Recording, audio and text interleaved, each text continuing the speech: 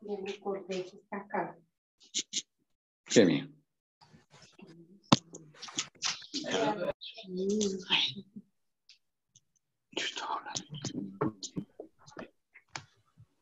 Ya pueden iniciar y al final tomo lista.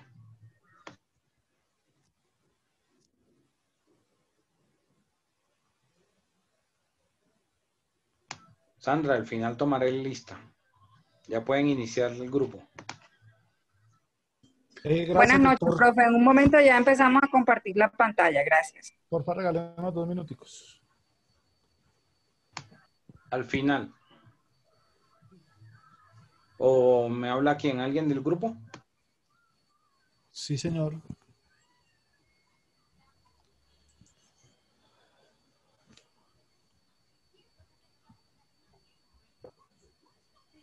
Ayer que yo estaba en Bogotá.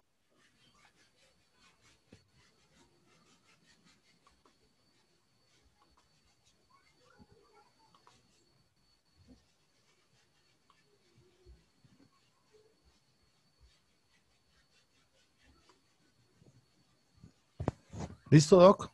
Ya estamos listos. Listo, pueden iniciar. Bueno, buenas noches a todos. Buenas noches, doctor. Buenas noches, compañeros. El día de hoy, pues, estamos muy contentos de poder realizar esta presentación. Vamos a hablar sobre la asamblea de socios o juntas de accionistas. Este trabajo está basado, nuestro insumo fue el Código de Comercio, la Ley 222 de 1995, la Ley 446 de 1998. También tenemos un concepto del doctor Francisco Reyes Villamizar. Él fue superintendente de sociedades de nuestro país. Vamos a aprender su concepto, vamos a aprender sus funciones, sus características con nuestros compañeros José Arévalo Fonteche, Yesid Barragán Ríos, Laura Castro, Pedro Beltrán, Alexandra Garzón, Carolina Celis, Diana Carolina Alba, Erika Míguez, Jennifer Mesa, Juliana Cárdenas, Mónica Albarracín, Paula Andrea Hernández, Samuel Escobar, Karen González, Jonathan Ortega, Andrés Ruiz Correa, Hugo Barajas García y quien les habla, William Poveda. Nos hemos esforzado mucho, con mucho entusiasmo en la preparación de este tema y queremos que aprender todos juntos. Que bienvenidos. Yo sé que esto no le va a gustar. Voy a hacer. Ve qué imbécil. No debí decirte nada, ¿verdad? Capaz que te gustan las sorpresas. Y Micrófonos. Por favor, nos colaboran con los micrófonos. Los micrófonos, por favor. Seguramente.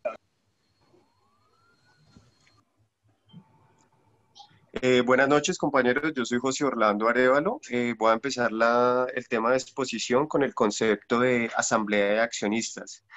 ¿Y qué quiere decir este concepto? Dice que la Asamblea General de Accionistas es el órgano de dirección de sociedades por acciones y está conformado por un número plural de personas que tienen el objetivo de tomar decisiones de mayor importancia y establecer las políticas generales. Como bien lo decía el compañero, también extraímos un concepto del doctor Francisco Reyes Villamizar, el superintendente de sociedades de nuestro país, donde él nos especifica qué es la asamblea. Y dice que la Asamblea General de Accionistas o Junta de Socios, que constituye el órgano de dirección de la sociedad, tiene una competencia especial que le permite decidir acerca de los denominados actos de gobierno de la sociedad, que pueden diferenciarse claramente de los asuntos que le conciernen al órgano de la administración, también conocido como actos de empresa. ¿Esto qué nos quiere decir? Que son las reuniones que hacen los socios para una toma de decisiones, que se tienen, y lo vamos a ver más adelante, y que se tienen que registrar ante la Cámara de Comercio, sino entonces estas decisiones que implican lo cotidiano de la sociedad, que tiene que ser aprobado por todos los socios. ¿Y cómo sé yo si una decisión tiene que ser aprobada por todos los socios? Pues que eso se debe fijar en los estatutos y ustedes deben determinar al momento de la elaboración de los estatutos que debe estar aprobado por todos los socios. Entonces, básicamente ese es el concepto. Le doy paso a mi compañero Yesid. Yesid no, sino Pedro Beltrán. Pedro Beltrán, compañero.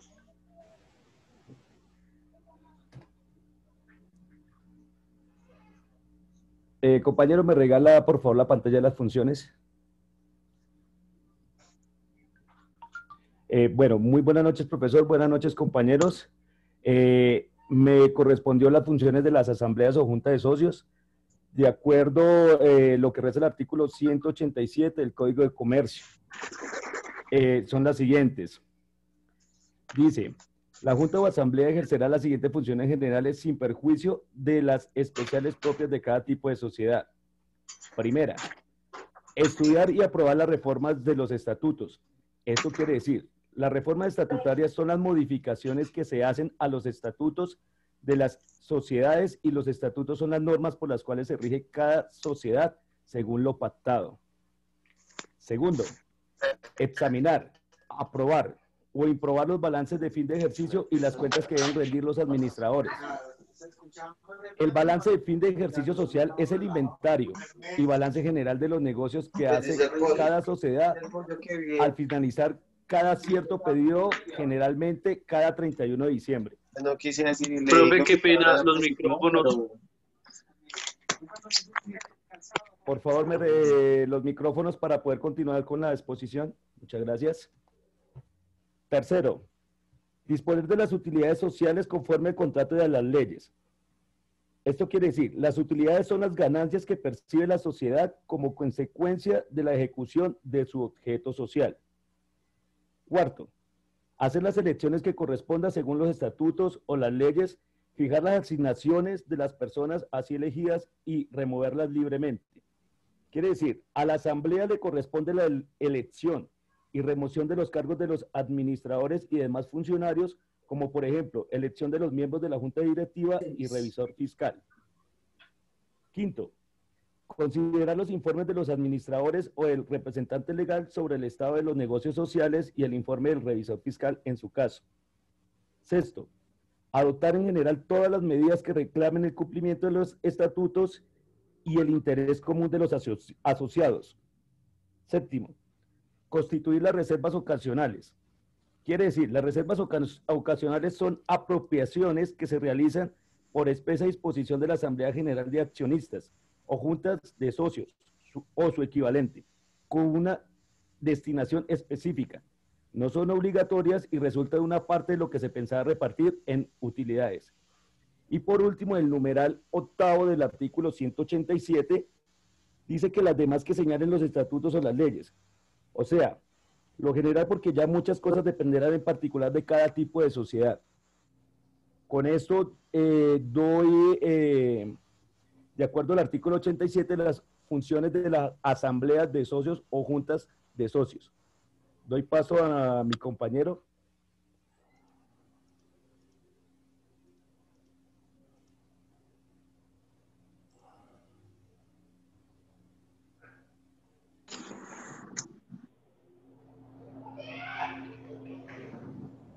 Yesid.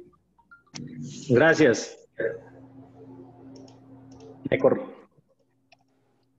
Bueno, reuniones. Dentro del marco del Código de Comercio, los artículos 181, 422, 423, 181 y 419, y en concordancia con el artículo 6 de la Ley 2069-2020 que modificó el artículo 182 del Código de Comercio, se estipula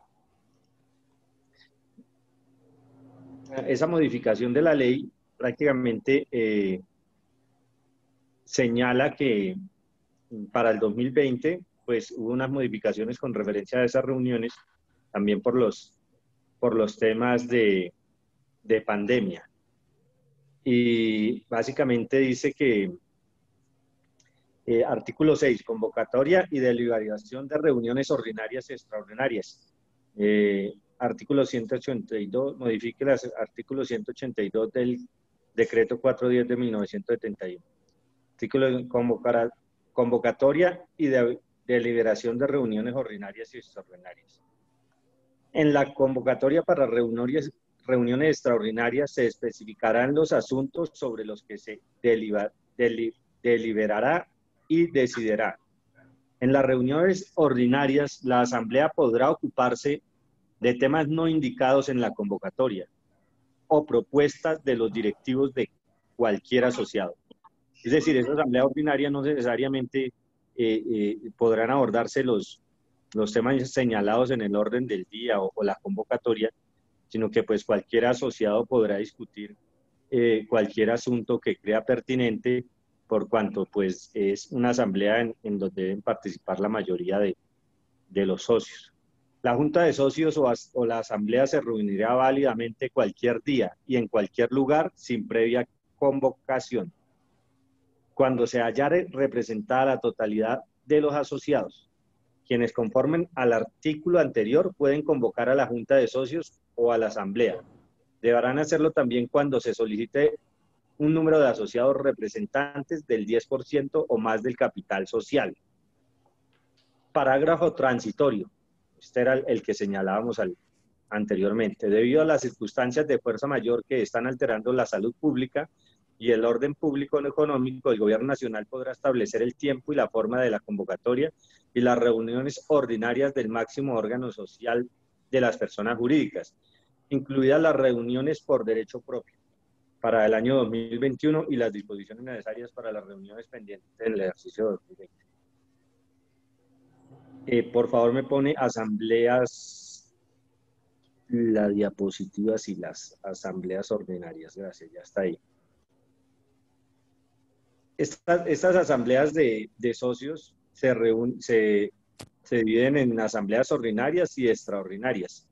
Las asambleas extraordinarias, como ya las señalábamos, lo pueden convocar cuando sea, digamos, convocadas por un número, el 10% de los asociados, y en esas asambleas extraordinarias sí se abordarán, digamos, que temas específicos o señalados en la convocatoria, a diferencia de la ordinaria. También existe reuniones por derecho propio. La reunión por derecho propio constituye una excepción al régimen ordinario de reuniones de la Asamblea de Socios. Es una reunión que permite que los accionistas se reúnan cuando la reunión ordinaria no se convocó dentro de los 3 meses siguientes a la expiración de cada ejercicio o periodo contable. Estas reuniones se encuentran reguladas en el artículo 322 del Código de Comercio y deberán realizarse el primer día hábil del mes de abril, en las oficinas del domicilio principal donde funcione la administración de la sociedad. Otro tipo de reuniones o asamblea es las reuniones universales. Es posible que en una sociedad por acciones simplificadas SATS, es su máximo órgano social, sin previa convocatoria se reúnan válidamente en cualquier día y en cualquier sitio, con el fin de realizar una reunión de carácter universal, pero siempre y cuando se encuentre presente o debidamente representada la totalidad de los asociados, según lo establecen los artículos 182, inciso 2 y 426 del Código de Comercio. Gracias, compañeros.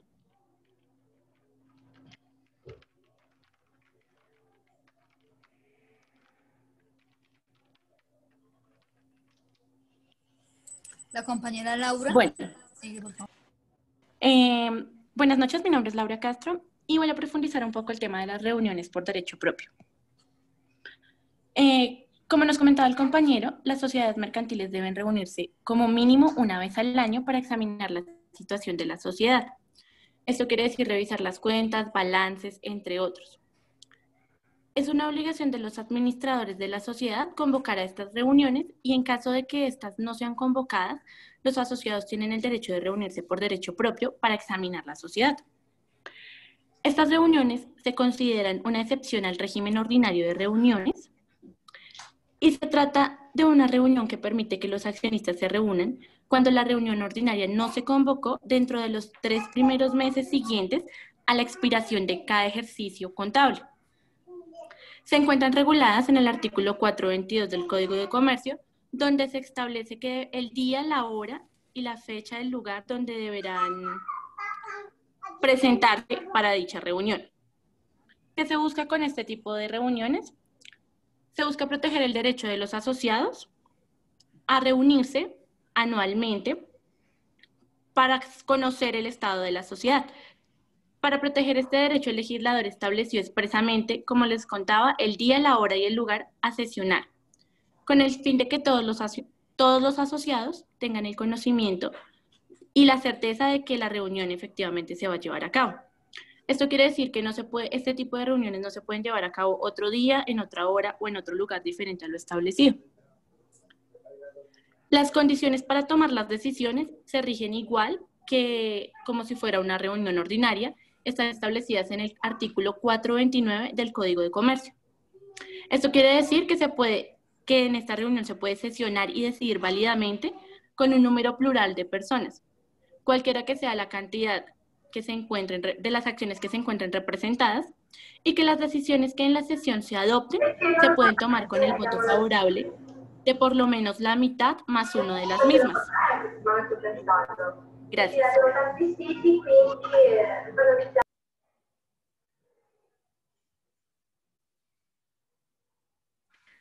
Le doy paso a mi compañera.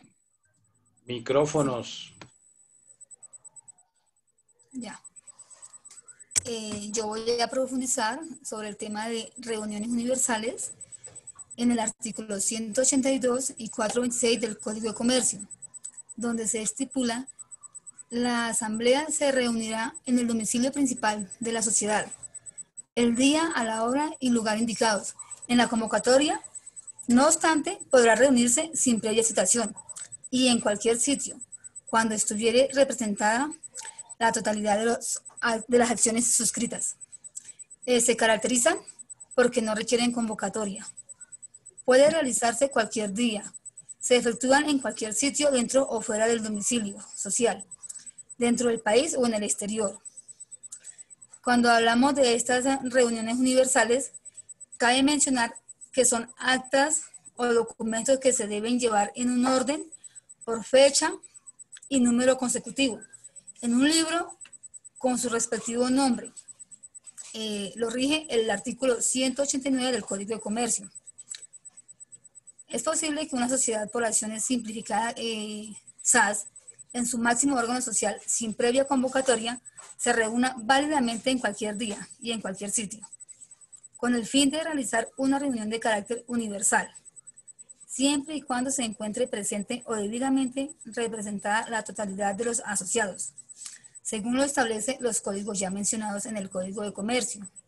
También hay otro tipo de reuniones en las asambleas generales de accionistas que llaman no presenciales. Esta la rige la Ley 222 de 1995 en su artículo 19. Siempre que ello se pueda probar, habrá reunión de la Junta de Socios, de Asamblea General de Accionistas o Junta Directiva, cuando por cualquier medio todos los socios o miembros puedan deliberar, decidir por comunicación simultánea o sucesiva. En este último caso, la sucesión de comunicaciones deberá ocurrir de manera inmediata, de acuerdo con el medio empleado. Muchas gracias. Sigue mi compañera Carolina Celis. Gracias, compañera. Buenas noches. Yo les voy a hablar sobre las reuniones de segunda convocatoria.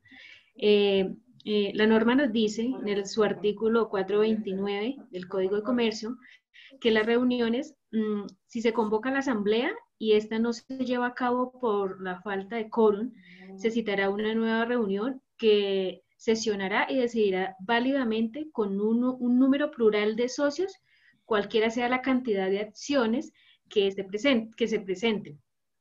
La nueva reunión deberá efectuarse no antes de los 10 días ni después de los 30, contado desde la fecha fijada para la primera reunión.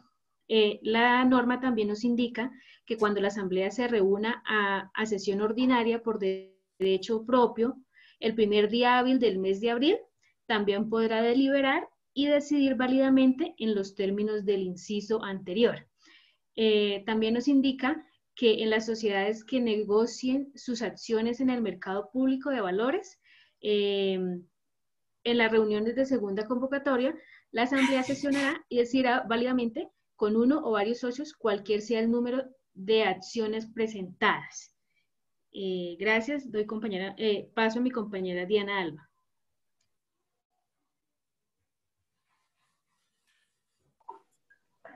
Buenas noches para todos, los socios y los apoderados.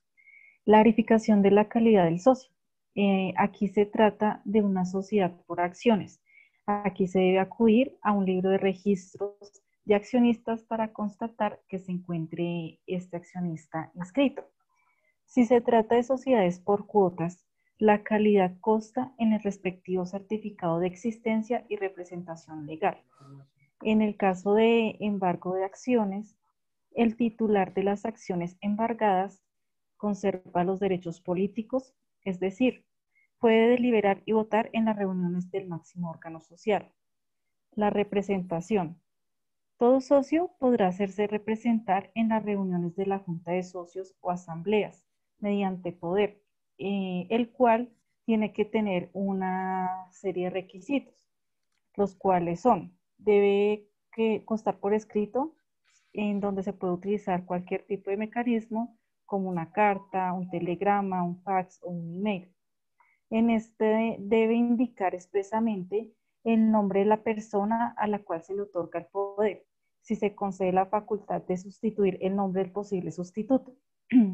No se puede recibir de los accionistas poderes para las reuniones de asamblea donde no aparezca claramente definido el nombre del respectivo apoderado, ni dejar espacio en blanco para que los administradores o un tercero determinen dicho representante. No se requiere que los poderes de representación sean elevados a escritura pública o autenticados ante un juez o notario, salvo el poder general. Y los poderes otorgados en el exterior deben cumplir con los mismos requisitos y no existen formalidades adicionales. Los poderes no deben presentar enmendaduras. Le doy paso a mi compañera Erika. Buenas noches, compañeros. Bueno, yo voy a hablarles sobre la convocatoria y el derecho de inspección. En la citación a los asociados para que se reúnan en una fecha, hora y lugar determinados para integrar la asamblea o junta de socios. Quienes convocan las reuniones ordinarias y las reuniones extraordinarias. En las reuniones ordinarias se sujeta a lo establecido en los estatutos, en los cuales por regla general le corresponde convocar al representante legal. Y en las reuniones extraordinarias se reúnen los asociados en una forma extraordinaria cuando sean convocados por: primero, tener la calidad de administradores, el representante legal, el liquidador, el factor, los miembros de juntas o consejos directivos y quienes señalen los estatutos. Segundo, el revisor fiscal. Tercero, la entidad que ejerza el control permanente sobre la sociedad. Y cuarto, la superintendencia de sociedades. Por regla general, los socios no pueden convocar directamente, con la salvedad que se trata de lo previsto para decidir sobre la acción social de la responsabilidad. En el caso de la sociedad por acciones simplificadas, los accionistas sí pueden convocar directamente si los estatutos lo contemplaran. Muchas gracias, compañeros. Le doy la palabra a mi compañera, Catherine.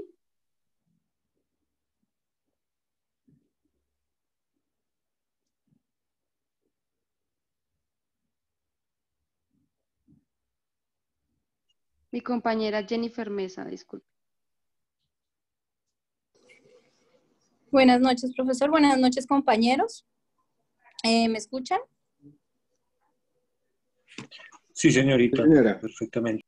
Perfectamente. Sí, señora. Bueno, gracias. Los medios para convocar y la antelación que se debe tener en cuenta a la hora de una convocatoria a una reunión, ya sea ordinaria o extraordinaria. Debemos tener en cuenta pues que ordinarias son las que indica la legislación o también las que se hayan indicado dentro de los estatutos al momento de crear la compañía, dependiendo de lo que hayan decidido los socios, que se llame como una convocatoria ordinaria, que lo podemos encontrar dentro de la legislación en los artículos 424 del Código de Comercio y también entre los artículos 190 y 433. O podemos tener extraordinarias que pues por alguna necesidad o por alguna calamidad, ya sea externa o interna, exógena o endógena de la compañía, se deba realizar. Lo primero pues que debemos tener en cuenta a la hora de hablar de los medios para convocar una convocatoria es qué dicen los estatutos. Normalmente dentro de estos estatutos se estipula la forma de cómo se va a hacer la convocación. ¿A qué me refiero? Entonces podemos tener medios electrónicos, podemos tener medios estáticos o medios de voz a voz. Entonces, dentro de los medios tecnológicos o electrónicos, pues está el fax, está el correo electrónico, está el mail, incluso también el WhatsApp.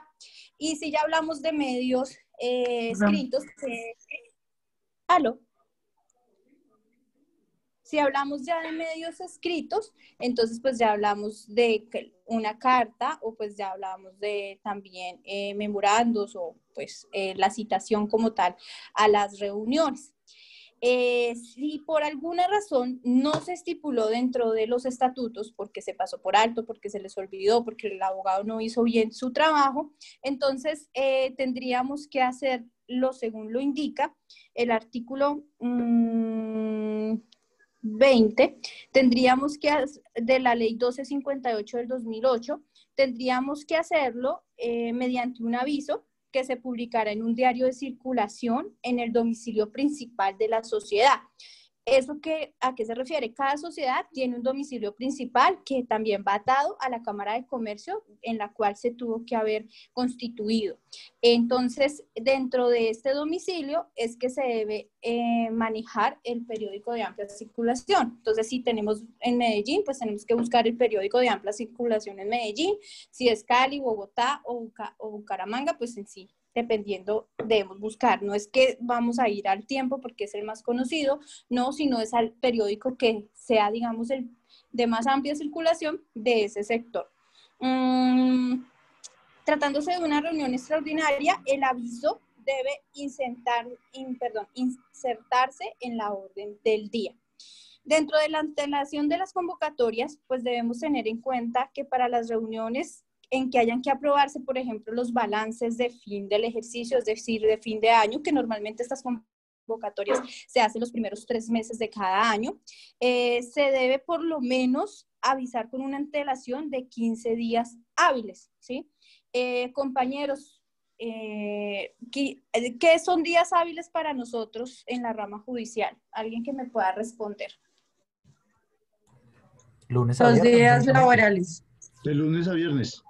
De lunes a viernes. De lunes a viernes sin contar ni festivos, ni sábados, ni domingos. Las horas son de 8 a 12 y de 1 a 5. Muy bien, punto para todos.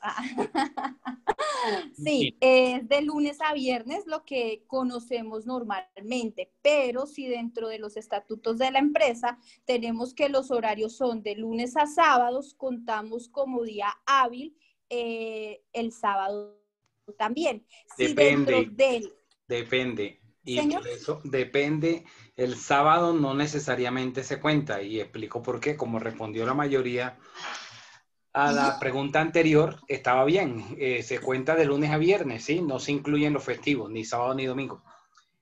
La norma habla que se puede incluir el sábado solo si la parte administrativa trabaja. Pongo un ejemplo. Una vaina es que el establecimiento, como por ejemplo un supermercado, Carulla, Éxito, ¿sí? Trabaje todo el tiempo, sábado, domingo. Y otra cosa es la parte administrativa. Si la parte administrativa trabaja el sábado contaría. Pero si no trabaja el sábado, la parte administrativa no cuenta, ¿ok? Por eso estuvo bien cuando respondieron de lunes a viernes. No nos enrollamos con que el sábado, porque entonces entramos, trabaja la administrativa, no trabajarán. Entonces, más práctico es contarlo de lunes a viernes. Continúa. Exacto, profesor. Esa era lo que quería hacer entender a mis compañeros, que en el caso de una sociedad comercial y que está la parte administrativa y gerencial, trabaje los sábados, así sea mediodía, para el tema de convocatoria, antelación de la convocatoria, se debe contar como día hábil. No quiere decir que de ahora en adelante vamos a seguir contándolo como día hábil, porque pues la rama judicial y pues ya para términos legales en legislación general, siempre los días hábiles se van a contar de lunes a viernes, sacando sábados, domingos y días feriados. Listo. Entonces, bueno, y por ejemplo, el sábado de Semana Santa, si por alguna casualidad entra dentro de los 15 días de antelación, se debe contar en caso, como lo acabamos de explicar con el profesor, de que la parte administrativa y gerencial también trabaje los días sábados dentro de los estatutos, debe estar estipulado eso. ¿Listo? En los demás casos, bastará con una antelación de 5 días comunes, normalmente, salvo estipulación estatutaria. También dentro de los estatutos, pues se puede decir que se hace con 2 días de antelación o con 1 día, o incluso también se puede tener con meses de antelación, pero todo debe estar indicado dentro de los estatutos. Lo único que puede estar, digamos que puede generar más importancia es que eso se haya indicado a nivel estatutario dentro de una unanimidad en el momento que los socios crearon la persona jurídica. La asamblea será convocada con una antelación mínima de 5 días hábiles, incluyendo las reuniones en que hayan aprobarse los balances de fin de ejercicio. Para establecer la antelación no se tendrá en cuenta ni el día de la convocatoria ni el día de la reunión, si en las oficinas donde funciona la administración de la sociedad laboran ordinariamente los días sábados, que fue lo que acabamos de tener en cuenta. Solamente si la administración labora es que se tiene en cuenta, si no, no, como bien lo dijo el profesor. ¿Listo?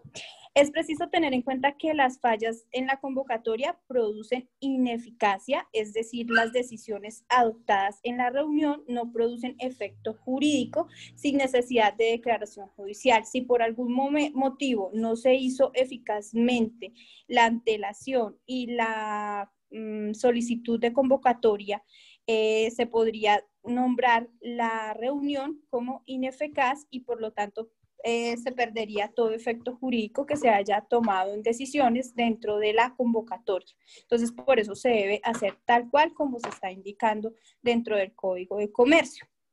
Cabe notar que las SAS, las sociedades por acciones simplificadas, solamente en esta los accionistas podrán renunciar a su derecho de ser convocados a una reunión determinada de la asamblea mediante una comunicación escrita enviada directamente al representante legal de la sociedad antes, durante o después de la sesión correspondiente. ¿Listo? Asimismo, si no hubieran sido convocados a la asamblea, se entenderá que los accionistas que asistan a la reunión correspondiente han renunciado al derecho a ser convocados, a menos que manifiesten su inconformidad con la falta de convocatoria antes de que se culmine la reunión. ¿Listo? En el efecto práctico de esto se puede subsanar la falla o indebida formulación del aviso correspondiente a algún o algunos accionistas en su convocatoria. Así se evita la sanción de la ineficacia de las decisiones adoptadas dentro de la reunión. Esto que acabo de decir es solamente para empresas por sociedades por acciones simplificadas. Sigue mi compañera Juliana, por favor. Buenas noches, compañeros. Buenas noches, profesor. Bueno, a mí me correspondió contenido de la convocatoria. Asamblea de accionistas o junta de socios. Bueno, normalmente esta convocatoria debe tener una antelación no inferior de 15 días hábiles a la fecha que se fije. Normalmente tiene 9 ítems. El primero sería Nombre de la sociedad. En el nombre de la sociedad es el exacto que aparezca registrado en la Cámara de Comercio. El segundo ítem sería nombre y clase de órgano que convoca. ¿Quién lo puede convocar? Administradores, el representante legal, los miembros de junta o consejo directivo. Bueno, el tercer ítem sería fecha de la reunión. Sería fecha exacta que esté estipulado, el mes, el año, el día y la hora. Bueno, cuarto ítem, la ciudad. Bueno, quinto ítem, dirección completa que permita individualizar plenamente el lugar donde se llevará a cabo la reunión. Se debe tener en cuenta que a la reunión del máximo órgano debe realizarse en el domicilio principal de la sociedad, excepto en las reuniones universales. También se tiene en cuenta que en la SAS, en la Asamblea de Accionistas, podrá reunirse en el domicilio principal o afuera de él. Perdón. También, señor. Estas reglas que están hablando para las asambleas o las juntas son para todas, es igual. La SAS no tiene corona aquí, todas tienen las mismas reglas, ¿sí? Sí, claro, profe. Es que no, no he terminado. Dice acá que en la SAS, en la Asamblea de Accionistas, podrá reunirse en el principal domicilio o afuera de él, aunque no represente o aunque no esté representado en el quórum universal, siempre y cuando cumplan los requisitos del quórum que convocan los previstos en la Ley 12. El quinto ítem, el sexto ítem, orden del día cuando se trate de las reuniones extraordinarias. También nos dice que la transformación deberá mantenerse a disposición de los socios en las oficinas donde funcione la administración de la sociedad en domicilio principal, por lo menos con 15 días de anticipación, como lo mencioné anteriormente, en la reunión que se vaya a considerar propuestas respectivas. En la convocatoria de dicha reunión deberá incluirse dentro del orden del día la referencia de excisión, función o transformación. Gracias, le doy paso a mi compañero. Buenas noches, a mí me correspondió el derecho de inspección. El derecho de inspección es una facultad que permite a los accionistas y socios examinar los libros y documentos de la compañía con el propósito de conocer su situación administrativa y financiera. Es así como este derecho se encuentra reglamentado en los artículos 369 y 379 del Código de Comercio. El artículo 369 reza: derecho de inspección de los socios de la sociedad de responsabilidad limitada. Los socios tendrán derecho a examinar en cualquier tiempo, por sí o por medio de un representante, la contabilidad de la sociedad, los libros de registro de los socios y de actas, y en general todos los documentos de la compañía. Artículo 379. Derecho de los accionistas de la sociedad anónima. Cada acción otorgará a su propietario los siguientes derechos. Primero, el de inspeccionar libremente los libros y papeles sociales dentro de los 15 días hábiles anteriores a las reuniones de las asambleas generales en que se examine los balances de fin de ejercicio. 2. Podrá ejercer este derecho solo en los términos que señala la ley de cada sociedad. Sin embargo, en el caso de las sociedades que responsabilizan limitada, los socios podrán realizar dicha inspección en cualquier momento, mientras que en las SAS se podrá practicar durante los 5 días anteriores a la reunión citada, a menos superior. Muchas gracias. Doy paso a los compañeros Paula y Samuel. Gracias, compañerita. Bueno, buenas noches, profesor Larios. Mi nombre es Samuel Escobar. El tema que voy a mencionar es sobre las deliberaciones del quórum. Está conformado por la sociedad colectiva, sociedad en comandita simple, sociedad en comandita por acciones, sociedad de responsabilidad limitada. Sociedad colectiva. Esta nos dice que a falta de estipulación expresa podrá deliberarse con mayoría numérica de los asociados, cualquiera que sea su aporte. Sociedad en comandita simple. Esta se libera con la mayoría numérica de los gestores y con un número plural de socios comanditarios que represente por lo menos la mitad más una de las cuotas en que se divide el capital social. Sociedad en comandita por acciones. Se delibera con la mayoría numérica de los gestores y con un número plural de socios comanditarios que representen por lo menos la mitad más una de las acciones en que se divide el capital social. Sociedad responsabilidad limitada. Se delibera con un número plural de socios que represente por lo menos la mitad más una de las cuotas que se divide el capital. A continuación, nuestra compañerita Paula nos va a seguir mencionando algunas sociedades. Bueno, buenas noches. A mí me tocó la sociedad anónima, que es una sociedad de capitales con responsabilidad limitada, en la que el capital social se encuentra representado por acciones y que la propiedad de las acciones está separada de la gestión de la sociedad. Nace para una finalidad determinada.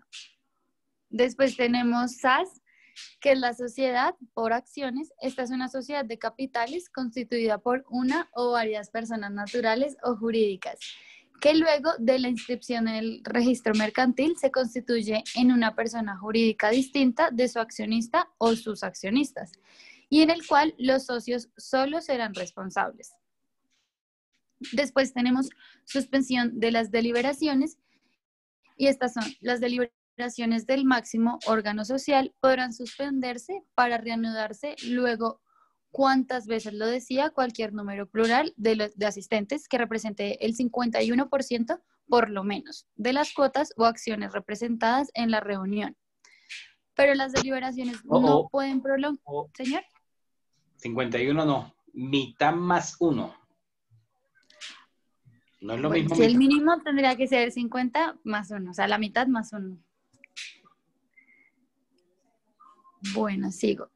Las deliberaciones no pueden prolongarse por más de 3 días, si no está representada la totalidad de las acciones suscritas. Los plazos de días señalados en la ley se entenderán hábiles. Los días se cuentan completos. Por ejemplo, si la reunión comienza el lunes a las 10 de la mañana, se cuenta un día al día martes a las 10 de la mañana, 2 días al miércoles a las 10 de la mañana y 3 al jueves a las 10 de la mañana. Hora y día en que la reunión finaliza. No se requiere nueva convocatoria y pueden asistir quienes no estaban en la deliberación. Después de esto ya tenemos, si quieres cambiar de pestaña, los tipos de quórum, que está el deliberatorio, que es donde el profesor Gavino Pinzón lo define como que haya quórum, es decir, que se haga presente el número de asociados que contractualmente o que legalmente sean suficientes para deliberar el interés de todos. Después tenemos el decisorio, que es donde el doctor Néstor Humberto Martínez Neira lo define como número de votos mínimo que según la ley o los estatutos deben emitirse para que la decisión sea de la asamblea, sea vinculante en el orden interno y externo de la sociedad. Listo, muchas gracias. Sigue mi compañera. Bueno, ahora vamos a hablar sobre la votación en la asamblea de accionistas. Entonces, ¿qué es una votación? Una votación es un mecanismo para la toma de decisiones en el cual serán válidas todas las decisiones en el máximo órgano social o de la junta directiva, cuando este esté por escrito. Todos los socios o miembros que expresen el sentido de su voto. En este evento, la mayoría respectiva se computa, se suman todos los votos sobre el total puesto sobre el interés o el tema de la votación. Cada accionista debe votar con todas sus acciones unánimemente. O sea, si por ejemplo yo estoy en una asamblea y yo tengo 10 acciones, yo no puedo votar 5 acciones por un sí y 5 acciones por un no. No, todo tiene que ser por unanimidad. En las SAS existe un voto singular o múltiple y fraccionado. Los accionistas en los estatutos podrán expresar los derechos de votación para cada clase de acción, con indicación expresa sobre la singularidad o pluralidad que hubiere lugar a ellos. Cuando se trata de la elección de juntas directivas o de los otros cuerpos colegiados, que es el fiscal o el suplente, se me olvidó el nombre, el gerente suplente, los accionistas podrán fraccionar su voto, siempre que los estatutos lo consignen y este lo aprueben y lo puedan desarrollar. Y de no ser así, deberán acudir a una votación del sistema del cociente electoral y por ende el voto no podrá ser fraccionado. ¿Qué es el cociente electoral? Es sencillo, el que tenga más votos gana. Para hablar del sistema de votación en la sociedad colectiva, pues cada socio tendrá derecho a un voto. Para el ingreso de nuevos socios, se requerirá el voto unánime de todos los socios o de sus delegados, mediante, ya decían los compañeros anteriormente, con un poder escrito para poder votar en esa sesión. O si los estatutos disponen de otras cosas. En la votación de la enajenación de activos sociales, la enajenación de la totalidad o de la mayor parte de los activos sociales, se requerirá también de la misma manera el voto unánime de los socios o de sus delegados si no se dispone otra cosa en los estatutos. De reformas estatutarias. Las reformas estatutarias también se requiere el voto unánime de los socios o de todos sus delegados si no se dispone otra cosa en los estatutos. Para las otras decisiones también se necesita la aprobación, lo que decía ahorita la compañera, de la mitad más uno de todos los asociados. También hay excepciones si los estatutos lo permiten. Sigue, compañera.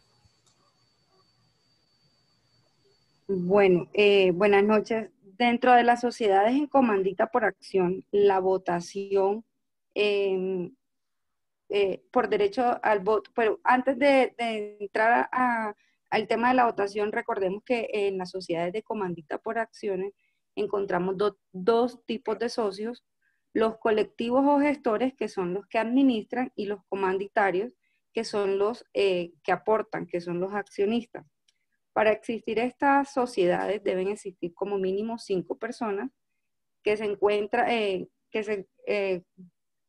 comprometen a entregar determinado aporte de capital y uno o más personas que se obligan a administrar las sociedades. En los votos en estas sociedades, el derecho a voto de cada gestor tendrá un voto y los comanditarios se computarán conforme al número de acciones que tienen cada uno, que ya lo dijo mi compañero, y tienen unas reformas estatutarias las cuales deberán aprobarse, salvo estipulación en contrario, por unanimidad de los socios colectivos y por la mayoría de los votos de las acciones de los comanditarios. En la sociedad de responsabilidad limitada, la sociedad de responsabilidad limitada es la más común que encontramos en pequeñas y medianas empresas. Esta se constituye por los socios que están obligados al pago de sus aportes y se conforman con mínimo 2 socios o máximo 50 y se constituye por notaría y cámara de comercio.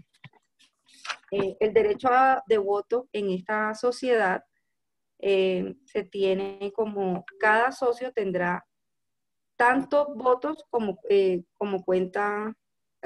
cuotas posea en la compañía. Las decisiones de las juntas de los socios se tomarán por número plural de socios de representantes. Y en las reformas estatutarias se requiere el voto favorable. ¿Qué tal suena? ¿Perdón? El voto favorable del número plural de socios que represente por lo menos el 70% de las cuotas que se haya dividido en el capital social. Y por último, la sociedad anónima. La sociedad anónima es la más común y es la que encontramos en el artículo 377 del Código de Comercio. Esta sociedad mercantil es por excelencia, es la que conocemos por excelencia, se constituye como mínimo con 5 socios ante notaría y su objetivo es reunir dinero de numerosos inversionistas para construir grandes proyectos Su importancia radica en el patrimonio y el capital de la misma y que debe existir un administrador único. La forma de voto en la sociedad anónima es que cada accionista tiene derecho a emitir tanto votos como las acciones que posea. El mismo número de acciones que posea, así mismo votará. Le doy paso a mi compañero Jonathan para que continúe con la exposición. Buenas noches. Yo les voy a hablar de la Sociedad por Acciones Simplificadas SAS. En estas acciones, los derechos de voto son las determinaciones se adoptarán mediante el voto favorable de un número singular o plural de accionistas que represente cuando menos la mitad más una de las acciones presentes, como ya lo ha dicho el profesor, salvo que en los estatutos se prevea una mayoría decisoria superior para algunas o de las decisiones, sin perjuicio de la regulación especial atinentes al voto singular o múltiple que descarten la aplicación de esta norma. En las sociedades con accionista único, las determinaciones que le corresponden a la asamblea serán adoptadas por aquel. En estos casos, el accionista dejará constancia de tales determinaciones en actas debidamente asentadas en el libro correspondiente de la sociedad. Vamos a hablar de las órdenes del día. En las reuniones extraordinarias no es precedente la aprobación del orden del día, ya que debe ocuparse del que fue propuesto en la convocatoria. Sin embargo, una vez agotados los puntos a tratar de este orden del día, Cógela, con tanta mandarina que hay. otros temas siempre que así lo decían la asamblea, por mayoría de votos presentes. Vamos a hablar de la elección de los miembros de la junta directiva.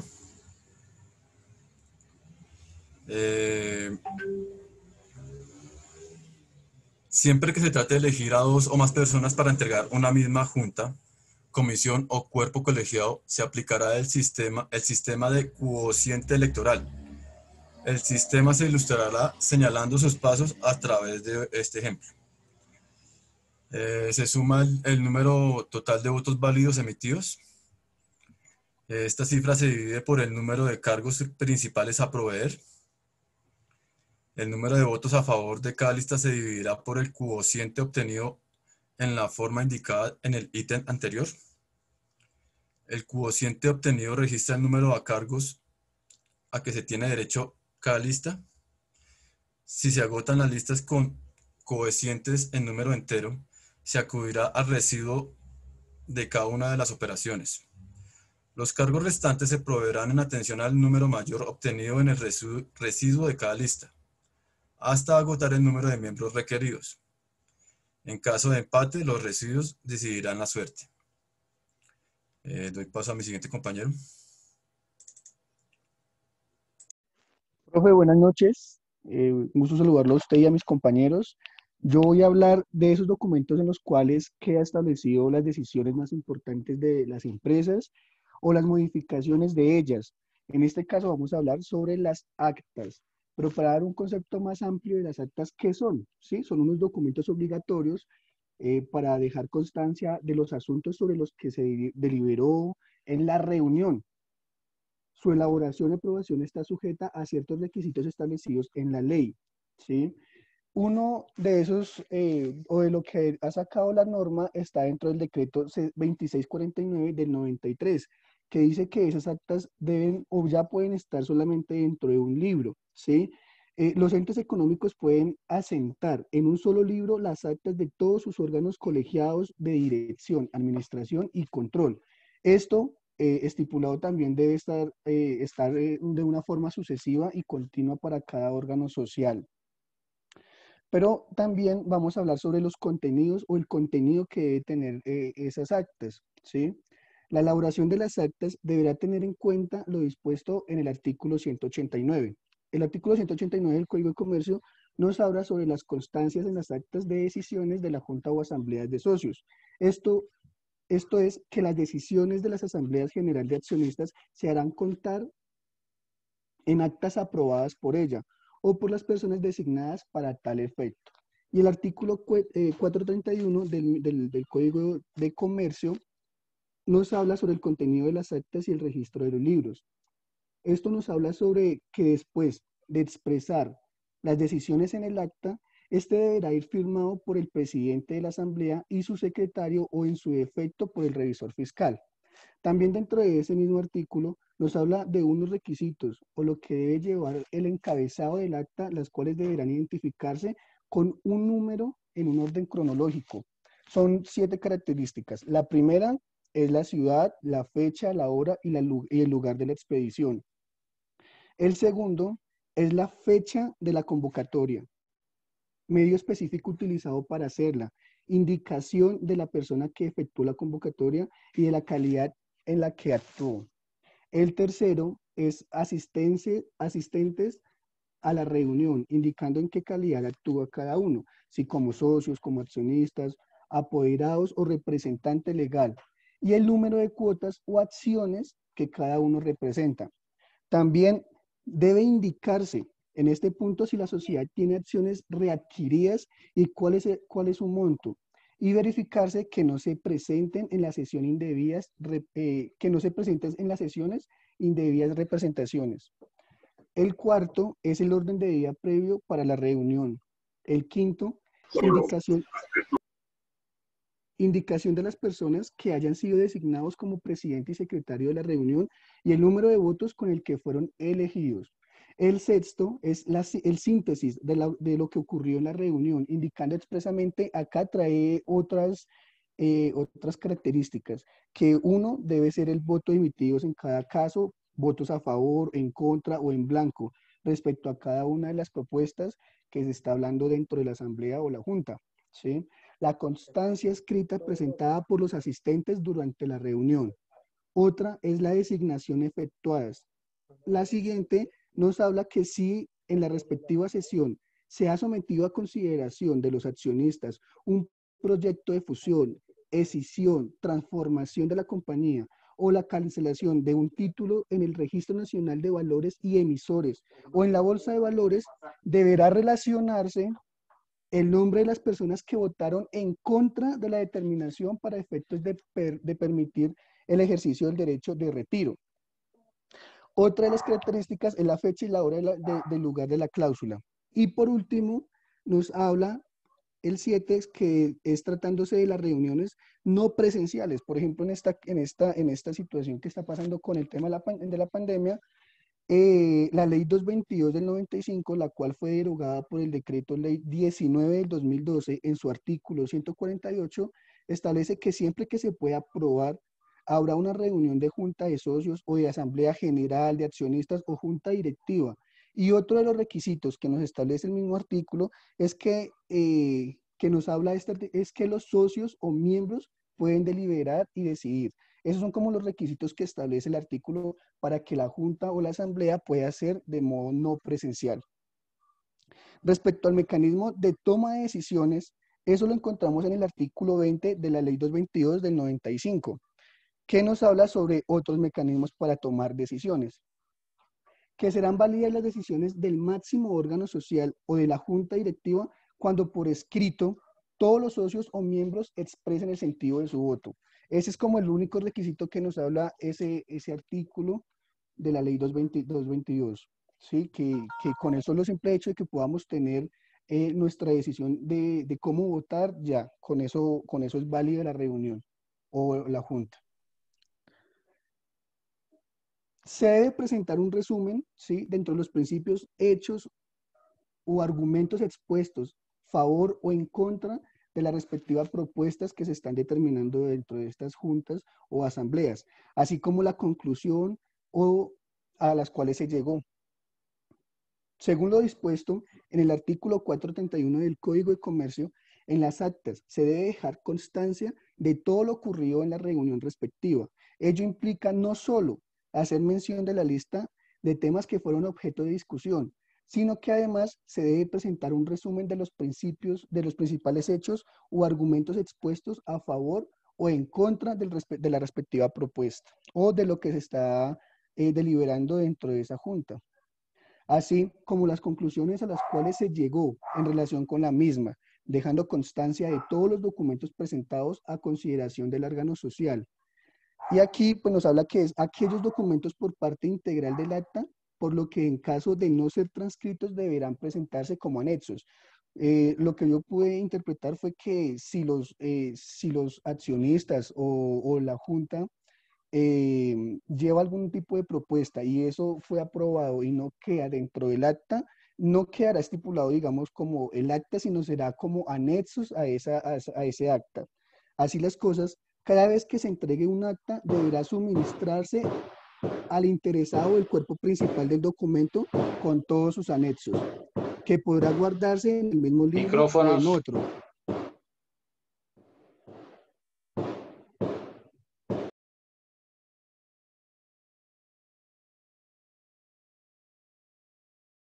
Profesor, y yo, es que están tirando pólvora por acá. Ah, ok. Otro es la elaboración y la aprobación de las actas, ¿sí? Antes de finalizar la sesión, se puede hacer un receso para elaborar el acta respectiva con el fin de someterla a la aprobación colegiada de todos los accionistas, en caso en que deberá indicarse el número de votos con el que el acta fue aprobada.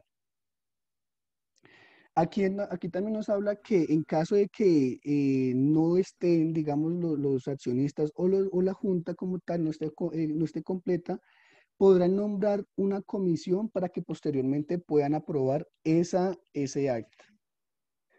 Las actas deben ser suscritas por quienes actuaron como presidente y secretario en la respectiva sesión, cuya designación puede estar contemplada en los estatutos o efectuarse en cada sesión. O sea que si en esta junta directiva quedó presidente y secretario, en la otra podrían escoger a otro presidente y a otro secretario. Y por último, ¿qué pasa si falta alguna firma? La falta de alguna firma trae consigo que el documento carezca de idoneidad para todos los efectos legales.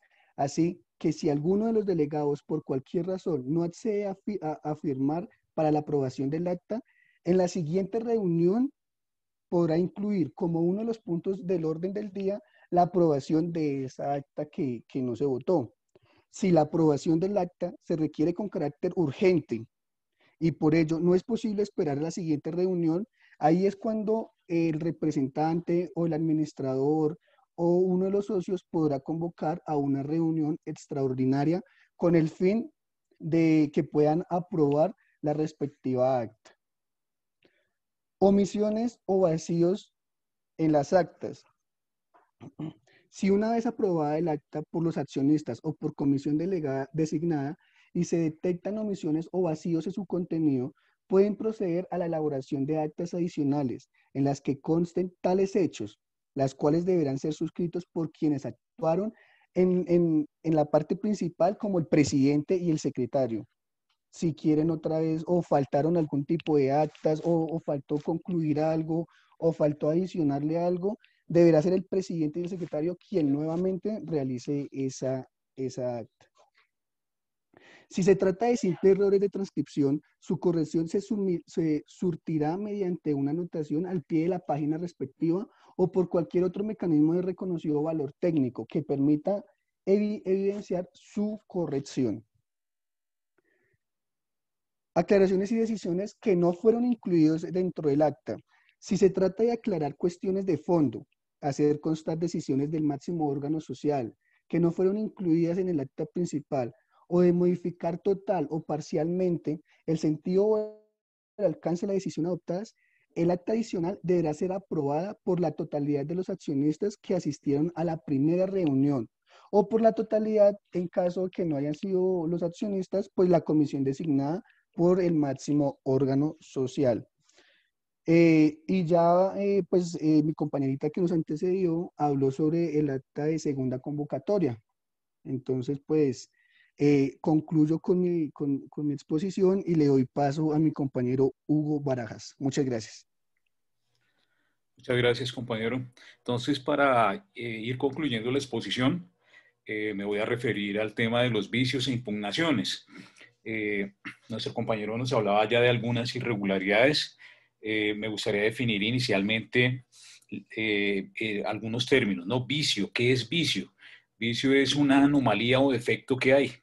En este caso, en la toma de las decisiones que se deben haber propuesto y seguramente asumido en la asamblea. Entonces, un vicio es una anomalía, un defecto, una irregularidad. ¿Qué es la impugnación? Pues la impugnación es una solicitud de nulidad de esas decisiones que se tomaron de manera irregular. Y el tema de ineficacia, estas decisiones, digamos, que se han tomado de manera irregular, de manera que no corresponden, bien sea a la norma estatutaria o a las normas que tienen que ver con este tipo de sociedades, son ineficaces. ¿Por qué son ineficaces? Porque no producen el efecto esperado, porque no se pueden hacer realidad, porque están en contra de la normatividad general o en contra de los estatutos. Entonces, la ineficacia como sanción jurídica es definida por el artículo 897 del Estatuto Mercantil Colombiano como la imposibilidad de un acto jurídico de producir efecto alguno sin necesidad de declaratoria judicial. En cuanto a las sociedades mercantiles, la ineficacia de las decisiones tomadas en la asamblea o junta de socios está consagrada en el artículo 190 y 443 del Código de Comercio. El artículo 443 del Código de Comercio expresa que serán ineficaces las decisiones que contravengan las normas que se encuentran en la sección 1, capítulo 3 del título 6 del libro 2 del Código de Comercio, artículo 419 y el artículo 432. ¿Eso a qué se refiere? Esas decisiones que hacen que se tornan ineficaces son aquellas que se exceden en las facultades de la Asamblea, es decir, no hay atribuciones para la Asamblea para tomar ese tipo de decisiones. Aquellas que se adoptan sin el número de votos previsto en la ley o en los estatutos, es decir, en ese momento no había el quórum requerido para tomar esas decisiones. Otras decisiones que se hacen ineficaces son aquellas que van en contravía del artículo 425 y también aquellas que se hayan tomado en una reunión que se haya suspendido por más de 3 días y no esté la totalidad de los accionistas presentes o la totalidad de las acciones representadas. Por otra parte, el artículo 222 de 1995 introduce causales adicionales a las previamente descritas. En su artículo 13 define la forma en que se debe hacer la publicidad y convocatoria de las reuniones en las que se trata sobre fusión, escisión, transformación y en caso de violación de estos preceptos otorga como sanción la ineficacia de las decisiones relacionadas con dichos temas. La nulidad absoluta como sanción al acto jurídico se imputa cuando el acto se ha realizado en contravención a una norma de carácter imperativo o cuando tiene objeto a causa ilícitos. El artículo 190 del Código de Comercio añade que a las decisiones que se adopten sin el número de votos previsto en los estatutos o en las leyes o excediendo los límites del contrato social, se les aplicará esta sanción. Es decir, cuando no hay quórum, se aplica una nulidad absoluta. La inoponibilidad es la sanción jurídica que se hace en ciertos actos válidamente celebrados, no producen efectos con respecto a determinadas personas. Esta sanción, por virtud del artículo 190, será impuesta a las decisiones de la Asamblea que no tengan carácter general frente a los accionistas ausentes o disidentes.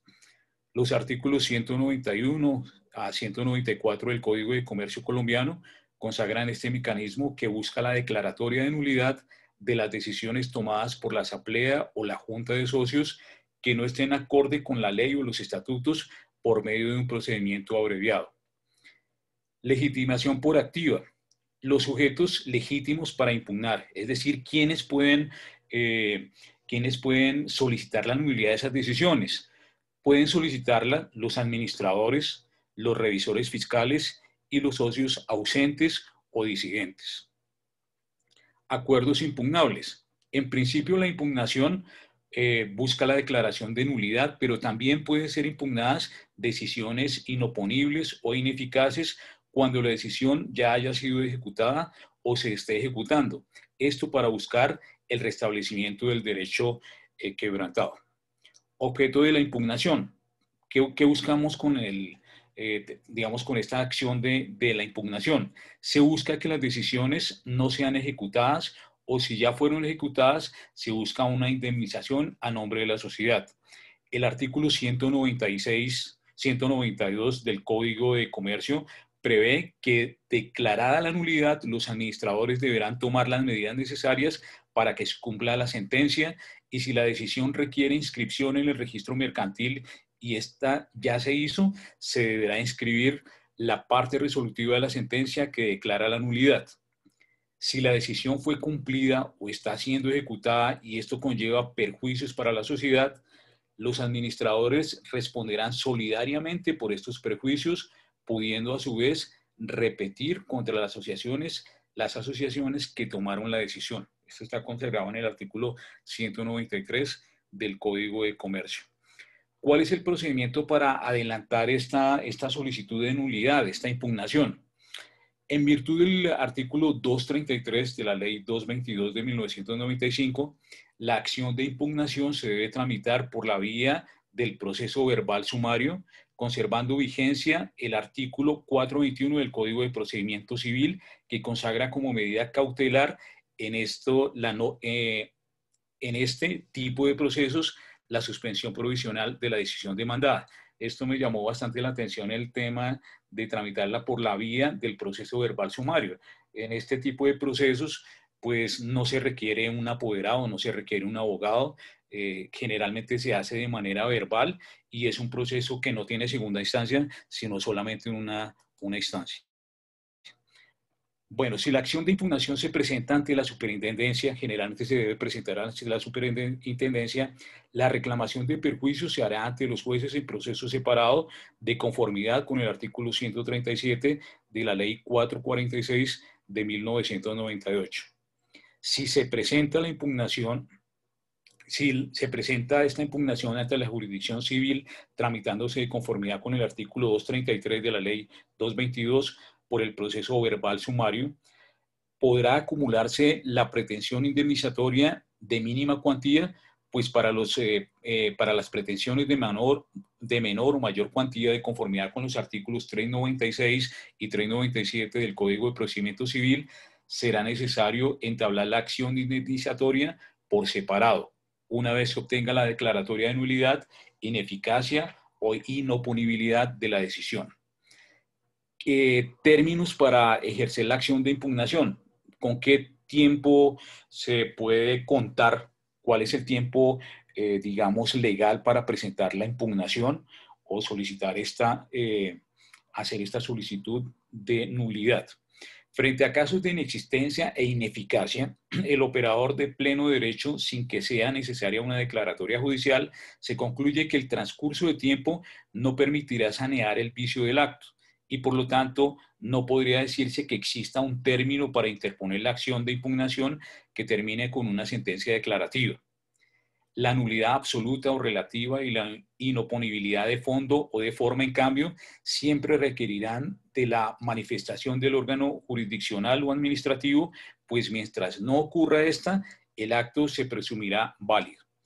El artículo 191 del Código de Comercio en Colombia permite la impugnación de las decisiones de la Asamblea o Junta de Socios cuando no se ajusten a las prescripciones legales o a los estatutos. Y el párrafo siguiente expresa que esta solo podrá ser intentada dentro de los 2 meses siguientes a la reunión o registro, cuando en este último caso la decisión deba ser registrada. Esto sería todo, queridos compañeros. Nuestro moderador, que es William, creo que tiene unas palabras finales. Muchas gracias. Bueno, nosotros hicimos ya para concluir el tema, nosotros podemos deducir que la asamblea de socios es una figura de participación de la empresa, donde se aprueban o se rechazan las diferentes propuestas que se presentan. Las propuestas las puede presentar la misma asamblea o la directiva. También podemos deducir que es un órgano de control de la empresa, Esta asamblea puede generar la confianza de los inversionistas y de los mismos accionistas. Entonces, compañeros, doctor, esta fue nuestra presentación. Si ustedes tienen algunas dudas, algunas inquietudes, pues con gusto estamos aquí para resolverla y aclarar si algo no está claro.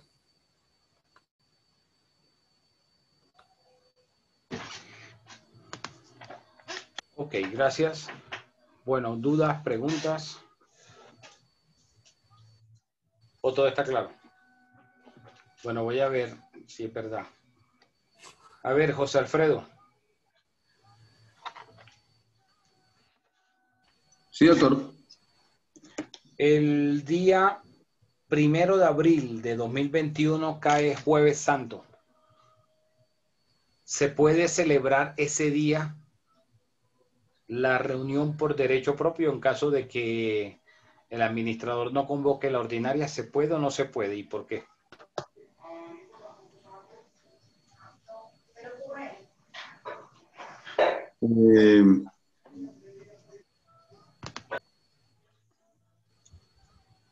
No se puede.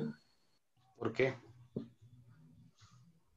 Se hablaba de los días hábiles dentro de los cuales se podía realizar las reuniones. Exacto, muy bien. Entonces tocaría el día lunes siguiente, que sería el 5 de abril. ¿Ok? Sí, señor. Sí, listo. Se habló de lunes a viernes. A ver. Gina Rocío.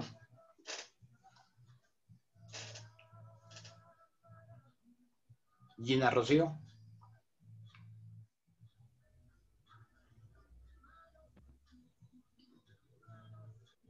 Sonia Caterín.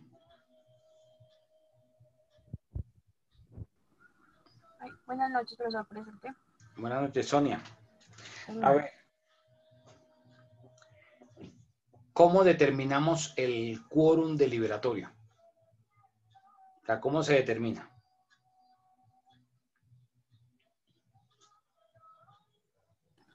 ¿El qué, profe? Perdón, no lo escuché bien. ¿Cómo determinamos el quórum deliberatorio?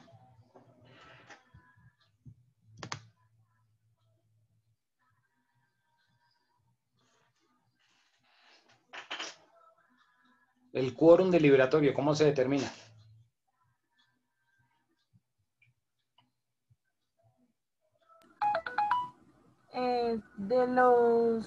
De las cuotas del capital.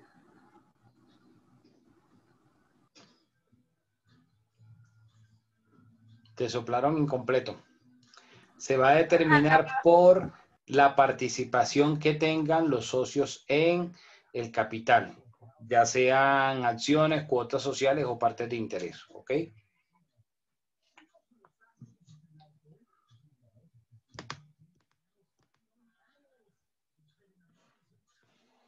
Fiverr.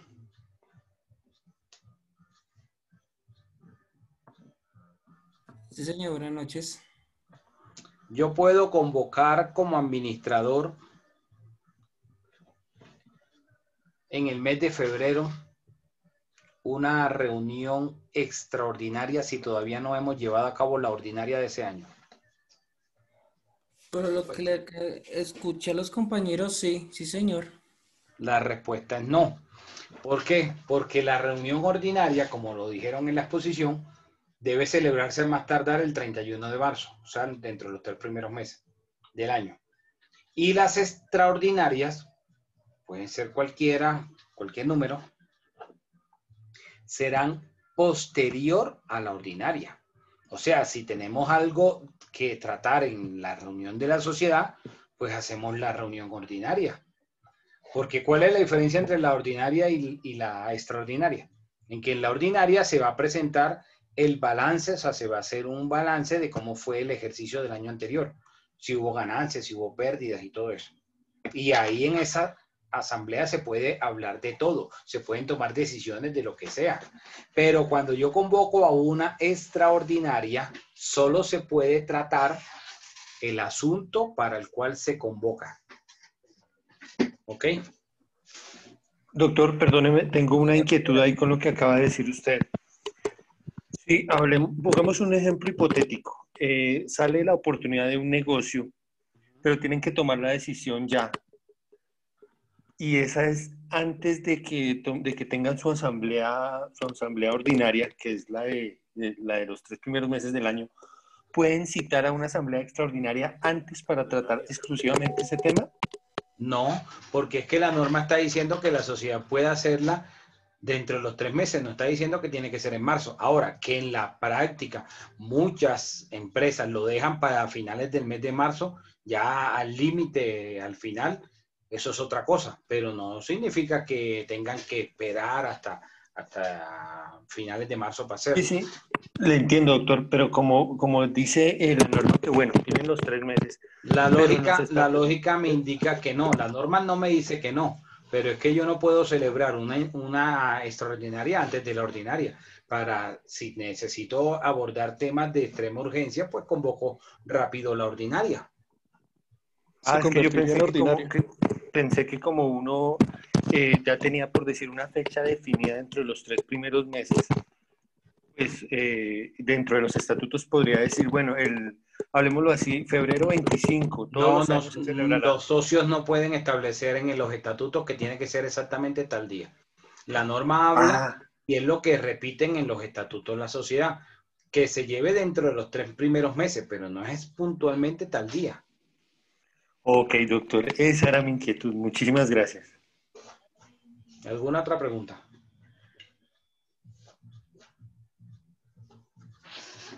Bueno, entonces voy a llamar lista.